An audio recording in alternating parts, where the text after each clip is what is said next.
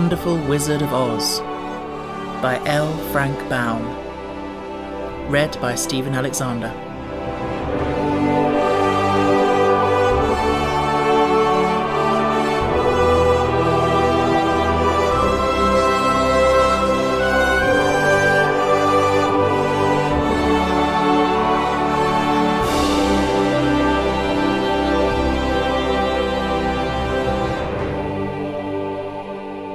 Chapter 12. The Search for the Wicked Witch.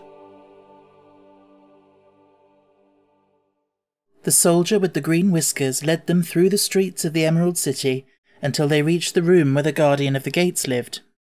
This officer unlocked their spectacles to put them back in his great box, and then he politely opened the gate for our friends. "Which road leads to the Wicked Witch of the West?" asked Dorothy. "Oh, there is no road," answered the guardian of the gates. "No one ever wishes to go that way." "How then are we to find her?" inquired the girl. "That will be easy," replied the man. "For when she knows you are in the country of the Winkies, she will find you, and make you all her slaves."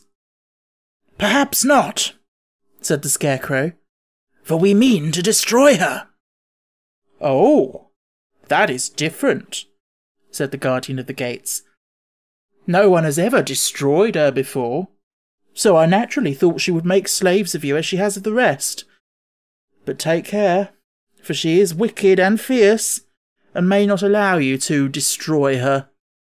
Keep to the west, where the sun sets, and you cannot fail to find her." They thanked him and bade him goodbye, and turned towards the west, walking over fields of soft grass dotted here and there with daisies and buttercups. Dorothy still wore the pretty silk dress she had put on in the palace, but now, to her surprise, she found it was no longer green, but pure white. The ribbon around Toto's neck had also lost its green colour and was as white as Dorothy's dress. The Emerald City was soon left far behind. As they advanced, the ground became rougher and hillier, for there were no farms nor houses in this country of the West, and the ground was untilled. In the afternoon the sun shone hot in their faces, for there were no trees to offer them shade, so that before night Dorothy and Toto and the lion were tired, and lay down upon the grass and fell asleep, with the woodman and the Scarecrow keeping watch. Now the Wicked Witch of the West had but one eye, and that was as powerful as a telescope and could see everywhere. So as she sat in the door of her castle, she happened to look around and saw Dorothy lying asleep with her friends all about her. They were a long distance off, but the Wicked Witch was angry to find them in her country, so she blew upon a silver whistle that hung around her neck. At once there came running to her from all directions a pack of great wolves. They had long legs and fierce eyes and sharp teeth. "Go to those people," said the witch, "and tear them to pieces." "Are you not going to make them your slaves?" asked the leader of the wolves. "No," she answered. "One is of tin and one of straw.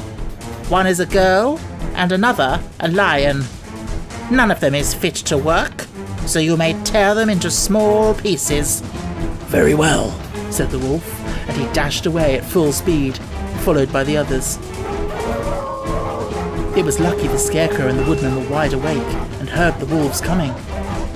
"This is my fight," said the woodman, "so get behind me and I will meet them as they come."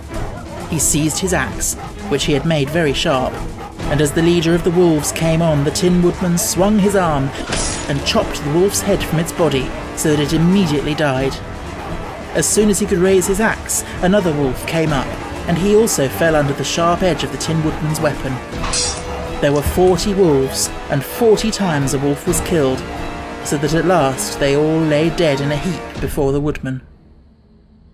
Then he put down his axe and sat beside the Scarecrow, who said, "It was a good fight, friend." They waited until Dorothy awoke the next morning. The little girl was quite frightened when she saw the great pile of shaggy wolves, but the Tin Woodman told her all. She thanked him for saving them and sat down to breakfast, after which they started again upon their journey. Now this same morning, the Wicked Witch came to the door of her castle and looked out with her one eye that could see afar off. She saw all her wolves lying dead and the strangers still travelling through her country. This made her angrier than before, and she blew her silver whistle twice. Straight away, a great flock of wild crows came flying towards her, enough to darken the sky, and the Wicked Witch said to the King Crow, "Fly at once to the strangers, peck out their eyes, and tear them to pieces." The wild crows flew in one great flock towards Dorothy and her companions. When the little girl saw them coming, she was afraid, but the Scarecrow said, "This is my battle, so lie down beside me and you will not be harmed." So they all lay upon the ground except the Scarecrow, and he stood up and stretched out his arms. And when the crows saw him, they were frightened, as these birds always are by scarecrows, and did not dare to come any nearer. But the King Crow said, "It is only a stuffed man. I will peck his eyes out." The King Crow flew at the Scarecrow, who caught it by the head and twisted its neck until it died. And then another crow flew at him, and the Scarecrow twisted its neck also. There were 40 crows, and 40 times the Scarecrow twisted a neck, until at last all were lying dead beside him. Then he called to his companions to rise, and again they went on with their journey. When the Wicked Witch looked out again and saw all her crows lying in a heap, she got into a terrible rage and blew 3 times upon her silver whistle. Forthwith there was heard a great buzzing in the air, and a swarm of black bees came flying towards her.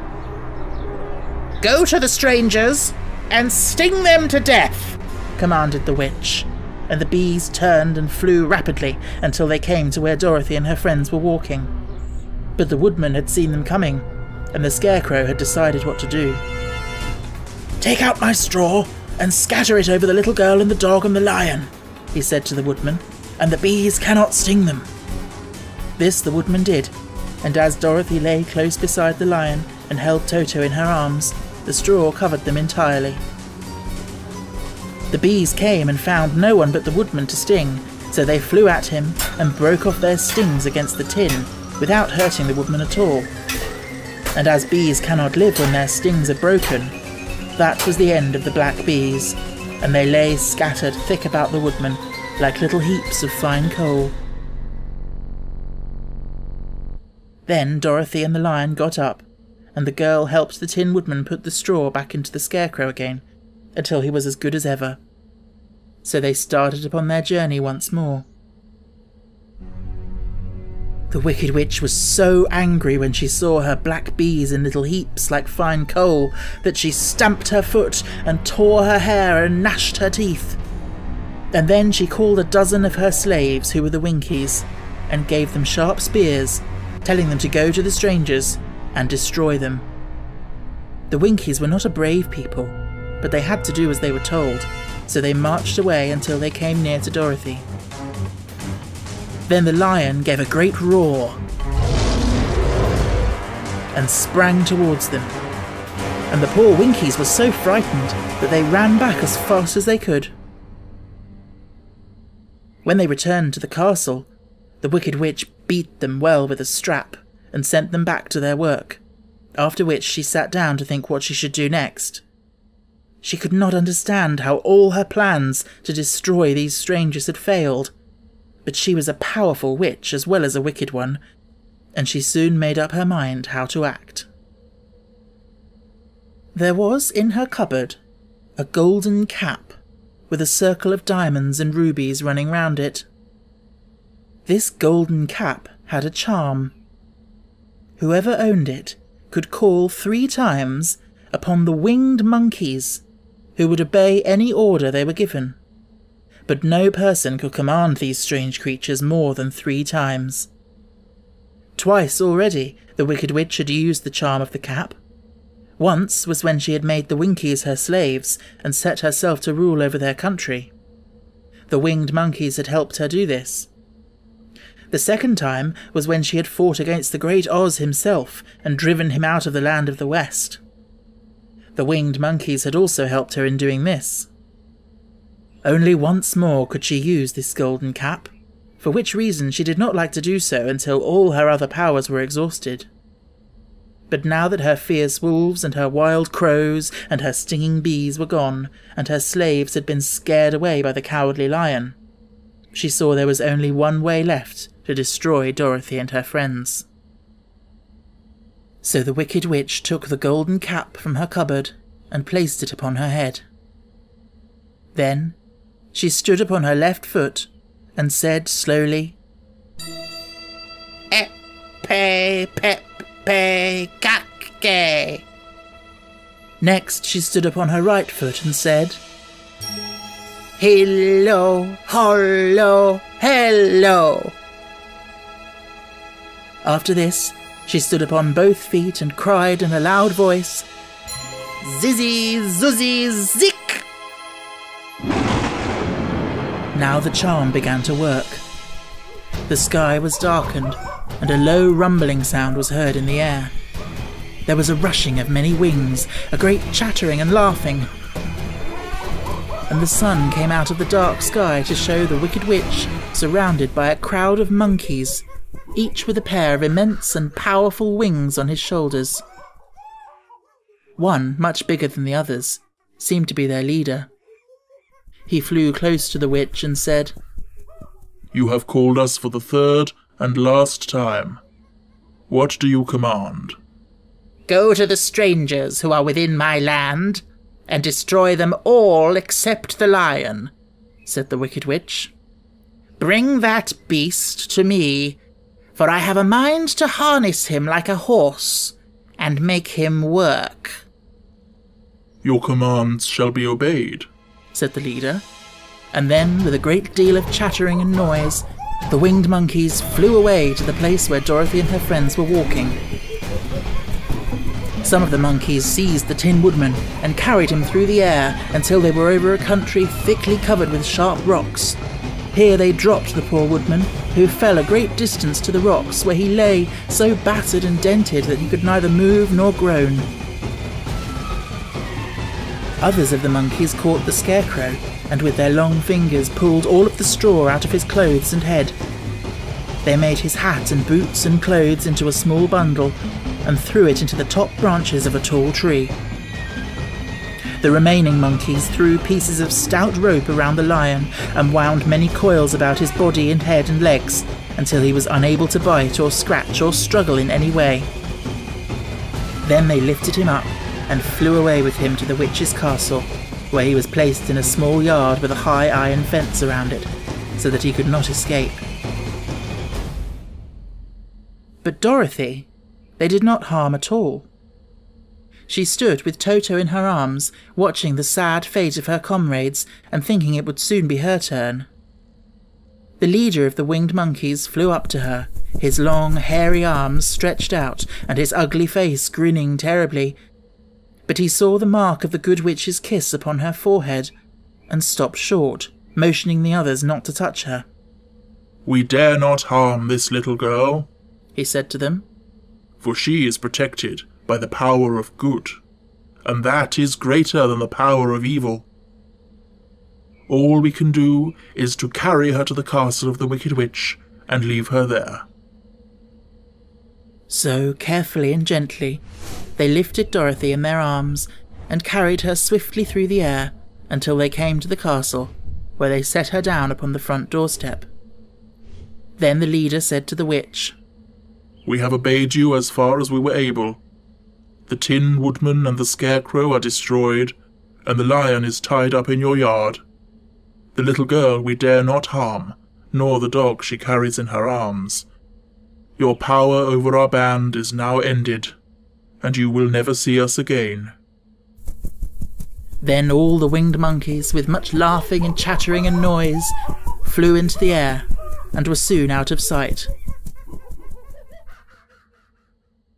The Wicked Witch was both surprised and worried when she saw the mark on Dorothy's forehead, for she knew well that neither the winged monkeys nor she herself dare hurt the girl in any way.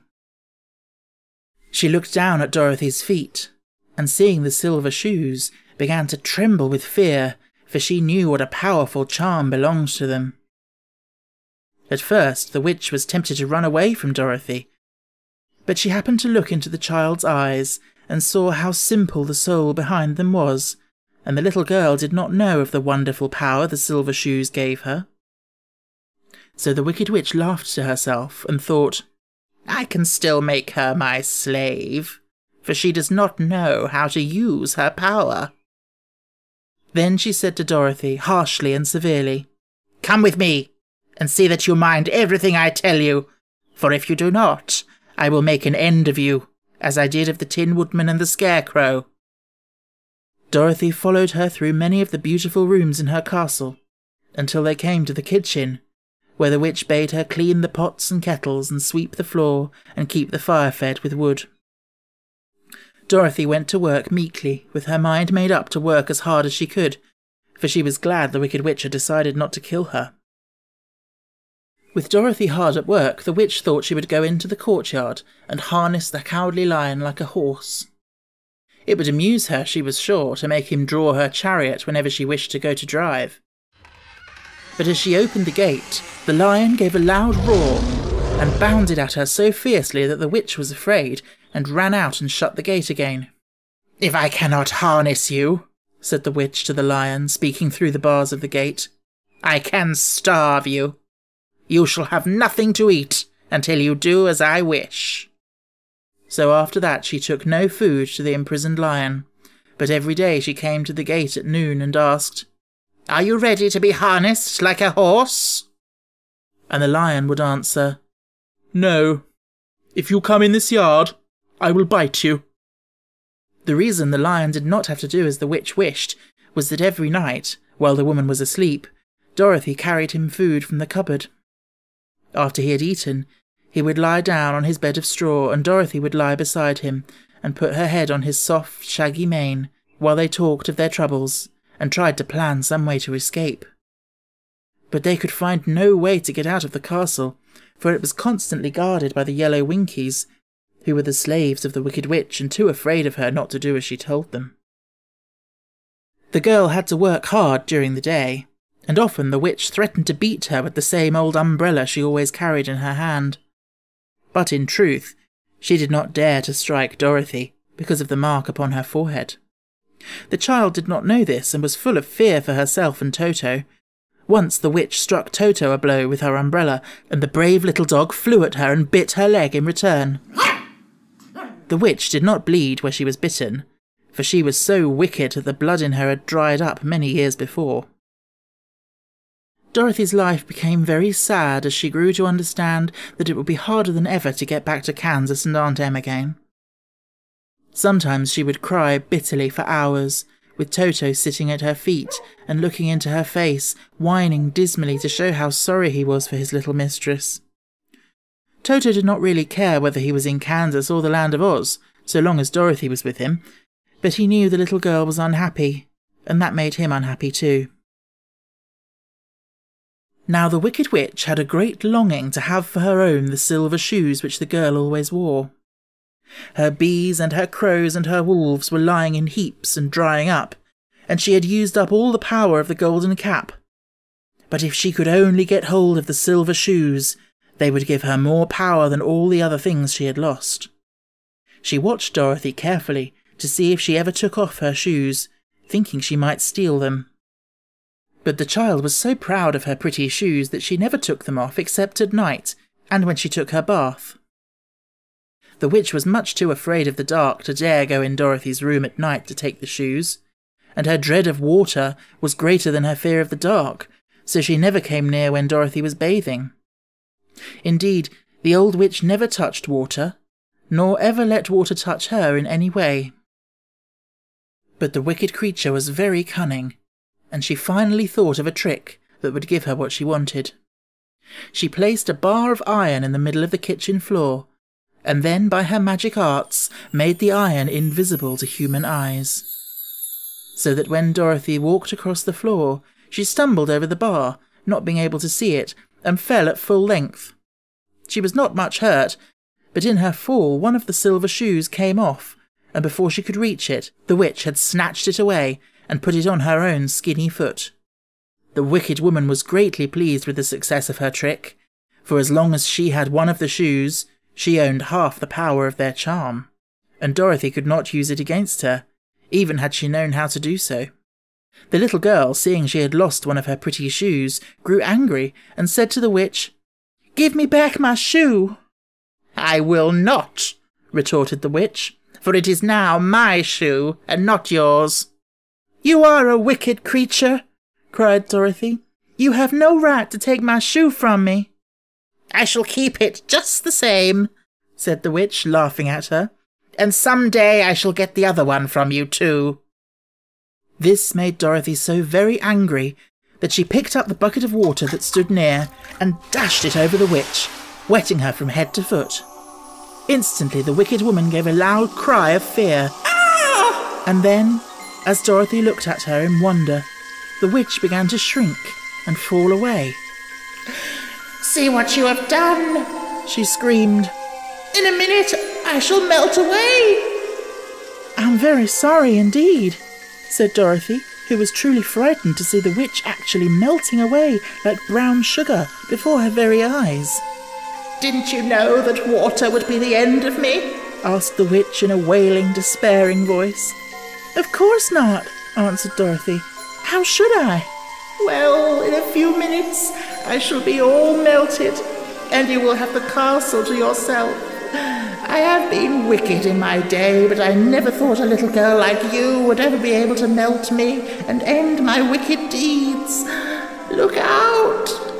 Here I go."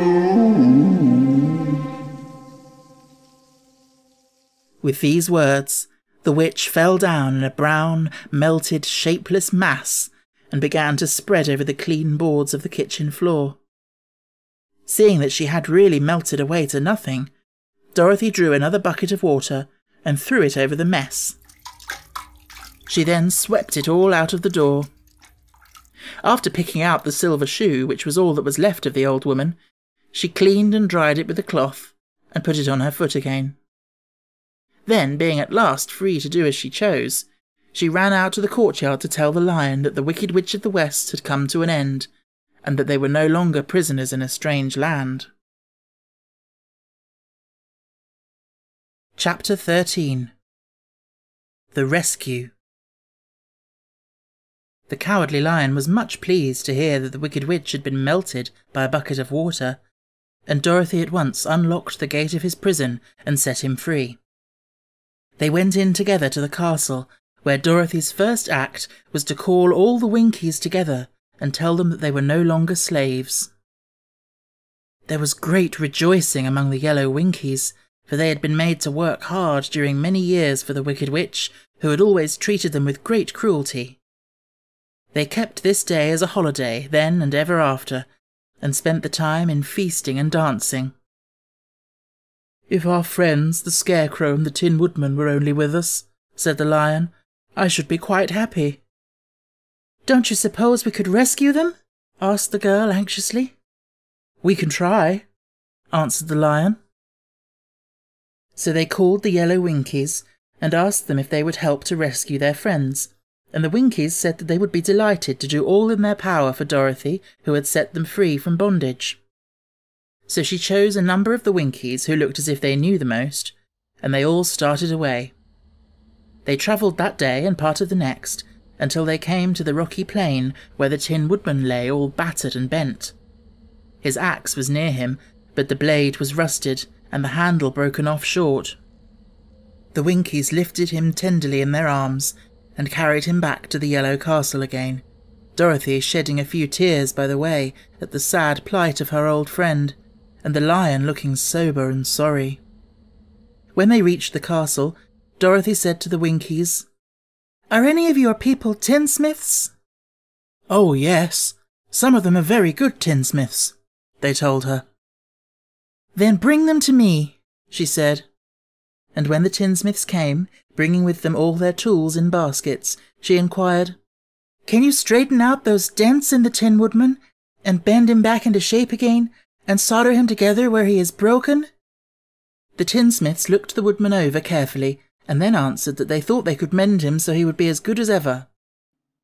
So they set to work in one of the big yellow rooms of the castle, and worked for 3 days and 4 nights, hammering and twisting and bending and soldering, and polishing and pounding at the legs and body and head of the Tin Woodman, until at last he was straightened out into his old form, and his joints worked as well as ever. To be sure, there were several patches on him, but the tinsmiths did a good job, and as the woodman was not a vain man, he did not mind the patches at all. When at last he walked into Dorothy's room and thanked her for rescuing him, he was so pleased that he wept tears of joy, and Dorothy had to wipe every tear carefully from his face with her apron, so his joints would not be rusted. At the same time her own tears fell thick and fast at the joy of meeting her old friend again, and these tears did not need to be wiped away. As for the lion, he wiped his eyes so often with the tip of his tail that it became quite wet, and he was obliged to go out into the courtyard and hold it in the sun till it dried. "If only we had the Scarecrow with us again," said the Tin Woodman, when Dorothy had finished telling him everything that had happened. "I should be quite happy." "We must try to find him," said the girl. So she called the Winkies to help her, and they walked all that day and part of the next, until they came to the tall tree in the branches of which the winged monkeys had tossed the Scarecrow's clothes.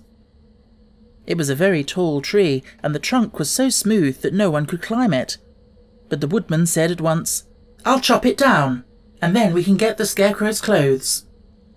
Now while the tinsmiths had been at work mending the woodman himself, another of the Winkies, who was a goldsmith, had made an axe handle of solid gold and fitted it to the woodman's axe instead of the old broken handle.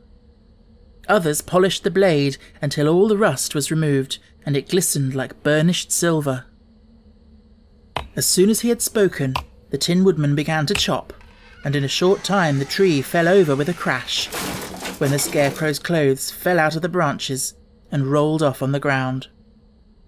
Dorothy picked them up and had the Winkies carry them back to the castle, where they were stuffed with nice clean straw, and behold, here was the Scarecrow, as good as ever, thanking them over and over again for saving him.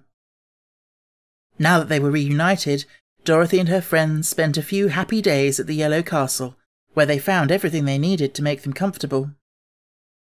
But one day the girl thought of Aunt Em, and said, "We must go back to Oz and claim his promise." "Yes," said the woodman. "At last I shall get my heart." "And I shall get my brains," added the Scarecrow joyfully. "And I shall get my courage," said the lion thoughtfully. "And I shall get back to Kansas," cried Dorothy, clapping her hands.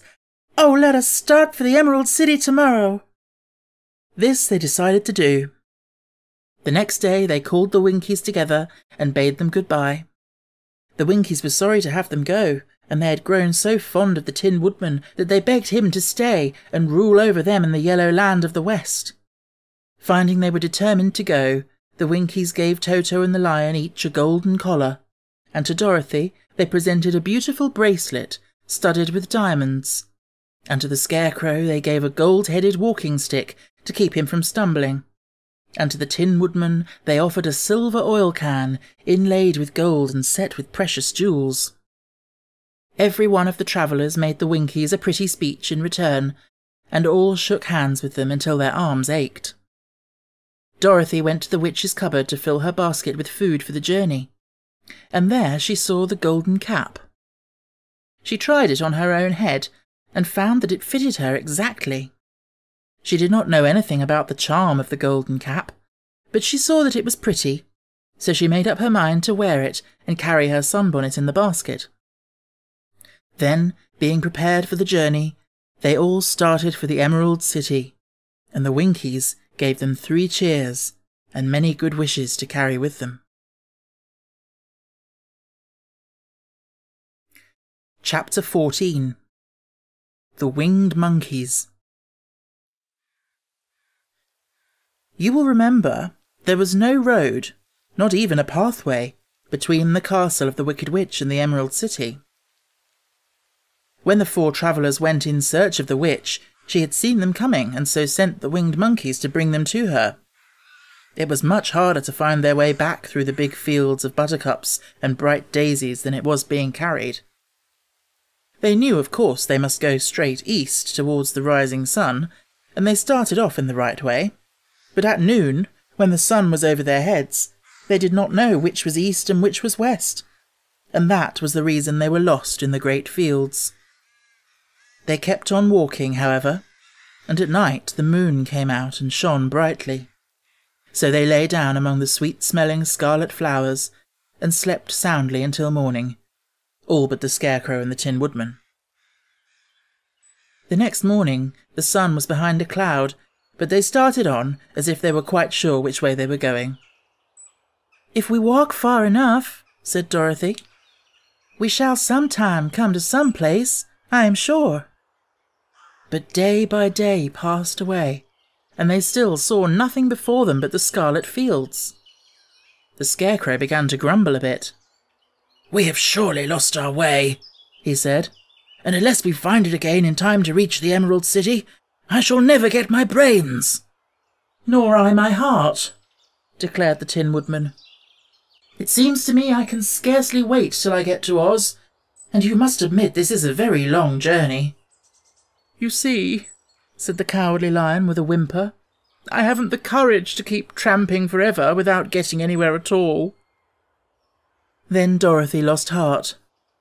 She sat down on the grass and looked at her companions, and they sat down and looked at her, and Toto found that for the first time in his life he was too tired to chase a butterfly that flew past his head. So he put out his tongue and panted and looked at Dorothy as if to ask what they should do next. "Suppose we call the field mice," she suggested. "They could probably tell us the way to the Emerald City." "To be sure they could," cried the Scarecrow. "Why didn't we think of that before?" Dorothy blew the little whistle she had always carried about her neck since the Queen of the Mice had given it to her. In a few minutes they heard the pattering of tiny feet, and many of the small grey mice came running up to her. Among them was the Queen herself, who asked in her squeaky little voice, "What can I do for my friends?" "We have lost our way," said Dorothy. "Can you tell us where the Emerald City is?" "Certainly," answered the Queen. "but it is a great way off, for you have had it at your backs all this time." Then she noticed Dorothy's golden cap and said, "Why don't you use the charm of the cap and call the winged monkeys to you? They will carry you to the city of Oz in less than an hour." "I didn't know there was a charm," answered Dorothy in surprise. "What is it?" "It is written inside the golden cap," replied the Queen of the Mice. "but if you are going to call the winged monkeys, we must run away, for they are full of mischief and think it great fun to plague us." "Won't they hurt me?" asked the girl anxiously. "Oh, no. They must obey the wearer of the cap. Goodbye." And she scampered out of sight, with all the mice hurrying after her. Dorothy looked inside the golden cap and saw some words written upon the lining. These, she thought, must be the charm, so she read the directions carefully and put the cap upon her head. "Epe pepe kake," she said, standing on her left foot. "What did you say?" asked the Scarecrow, who did not know what she was doing. "Hillo, hollo, hello," Dorothy went on, standing this time on her right foot. "Hello," replied the Tin Woodman calmly. "Zizzy, zuzzy, zick," said Dorothy, who was now standing on both feet. This ended the saying of the charm, and they heard a great chattering and flapping of wings as the band of winged monkeys flew up to them. The king bowed low before Dorothy and asked, "What is your command?" "We wish to go to the Emerald City," said the child, "and have lost our way." We will carry you," replied the king. And no sooner had he spoken than 2 of the monkeys caught Dorothy in their arms and flew away with her. Others took the Scarecrow and the Woodman and the Lion, and one little monkey seized Toto and flew after them, although the dog tried hard to bite him. The Scarecrow and the Tin Woodman were rather frightened at first, for they remembered how badly the winged monkeys had treated them before. But they saw that no harm was intended, so they rode through the air quite cheerfully and had a fine time looking at the pretty gardens and woods far below them. Dorothy found herself riding easily between 2 of the biggest monkeys, one of them the king himself. They had made a chair of their hands and were careful not to hurt her. "Why do you have to obey the charm of the golden cap?" she asked. "That is a long story," answered the king, with a laugh. "But as we have a long journey before us, I will pass the time by telling you about it if you wish." "I shall be glad to hear it," she replied. "Once," began the leader, "we were a free people, living happily in the great forest, flying from tree to tree, eating nuts and fruit, and doing just as we pleased without calling anybody master. Perhaps some of us were rather too full of mischief at times, flying down to pull the tails of the animals that had no wings, chasing birds, and throwing nuts at the people who walked in the forest. But we were careless and happy and full of fun, and enjoyed every minute of the day. This was many years ago, long before Oz came out of the clouds to rule over this land. There lived here then, away at the north, a beautiful princess, who was also a powerful sorceress. All her magic was used to help the people, and she was never known to hurt anyone who was good. Her name was Guyalette, and she lived in a handsome palace built from great rocks of ruby. Everyone loved her, but her greatest sorrow was that she could find no one to love in return, since all the men were much too stupid and ugly to mate with one so beautiful and wise. At last, however, she found a boy who was handsome and manly and wise beyond his years. Guyalette made up her mind that when he grew to be a man, she would make him her husband. So she took him to her ruby palace and used all her magic powers to make him as strong and good and lovely as any woman could wish. When he grew to manhood, Kelala, as he was called, was said to be the best and wisest man in all the land, while his manly beauty was so great that Guyalette loved him dearly and hastened to make everything ready for the wedding. My grandfather was at that time the king of the winged monkeys, which lived in the forest near Guyalette's palace, and the old fellow loved a joke better than a good dinner. One day, just before the wedding, my grandfather was flying out with his band when he saw Kelala walking beside the river. He was dressed in a rich costume of pink silk and purple velvet, and my grandfather thought he would see what he could do. At his word, the band flew down and seized Kelala, carried him in their arms until they were over the middle of the river, and then dropped him into the water. "Swim out, my fine fellow," cried my grandfather, "and see if the water has spotted your clothes." Kelala was much too wise not to swim, and he was not in the least spoiled by all his good fortune. He laughed when he came to the top of the water and swam into shore. But when Guyalette came running out to find him, she found his silks and velvet all ruined by the river. The princess was angry, and she knew, of course, who did it. She had all the winged monkeys brought before her, and she said at first that their wings should be tied, and they should be treated as they had treated Kelala, and dropped in the river. But my grandfather pleaded hard, for he knew the monkeys would drown in the river with their wings tied, and Kelala said a kind word for them also, so that Guyalette finally spared them, on condition that the winged monkeys should ever after do 3 times the bidding of the owner of the golden cap. This cap had been made for a wedding present to Kellela, and it is said to have cost the princess half her kingdom. Of course, my grandfather and all the other monkeys at once agreed to the condition, and that is how it happens that we are 3 times the slaves of the owner of the golden cap, whosoever he may be. And what became of them? Asked Dorothy, who had been greatly interested in the story. Kellela being the first owner of the golden cap, replied the monkey. He was the first to lay his wishes upon us. As his bride could not bear the sight of us, he called us all to him in the forest after he had married her, and ordered us always to keep where she could never again set eyes on a winged monkey, which we were glad to do, for we were all afraid of her. This was all we ever had to do until the golden cap fell into the hands of the Wicked Witch of the West, who made us enslave the Winkies and afterwards drive Oz himself out of the land of the West. Now the golden cap is yours, and 3 times you have the right to lay your wishes upon us. As the Monkey King finished his story, Dorothy looked down and saw the green, shining walls of the Emerald City before them. She wondered at the rapid flight of the monkeys, but was glad the journey was over.